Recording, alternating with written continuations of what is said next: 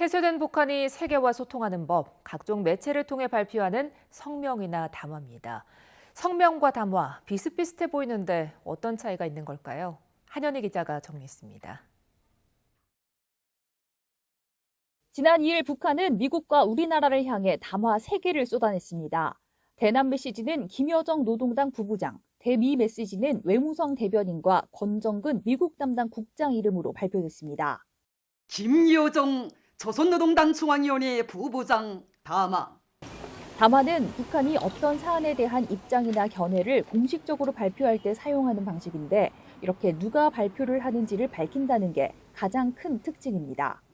과거에는 외무성 대변인처럼 주로 직책으로 발표자를 특정해왔는데 김정은 국무위원장 집권 이후 실명을 언급하는 담화가 늘었다는 게 눈에 띄는 변화입니다. 사안을 직접 담당하는 담당자가 발표하게 해 무게감을 부여하고 실명을 언급해 주목도를 높이기 위한 것으로 보입니다. 담화보다 더 격이 높은 가장 공식적인 형태의 입장 표명은 정부 성명입니다.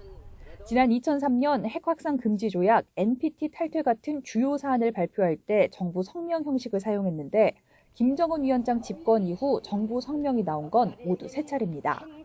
2017년 9월 당시 트럼프 미 대통령의 유엔 연설에 반발하고 같은 해 11월 대륙간 탄도미사일인 화성 15형 발사 성공 소식을 알리고 지난 3월 말레이시아와의 외교관계 단절을 선언할 때 정부 성명을 활용했습니다.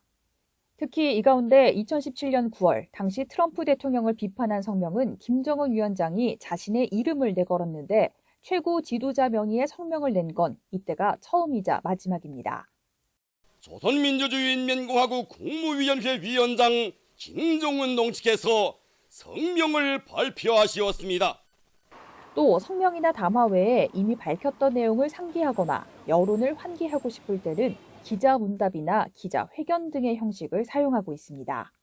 반응의 주체, 형식, 내용에 대해서는 최고 지도자의 성인 사항이기 때문에 상당히 신중하게 접근하는 것으로 분석합니다. 북한은 메시지의 내용뿐만 아니라 형식도 전략적으로 선택합니다. 북한이 발표하는 내용의 진위를 파악하려면 입장 발표 형식에 숨겨진 의미를 찾는 과정도 필요합니다.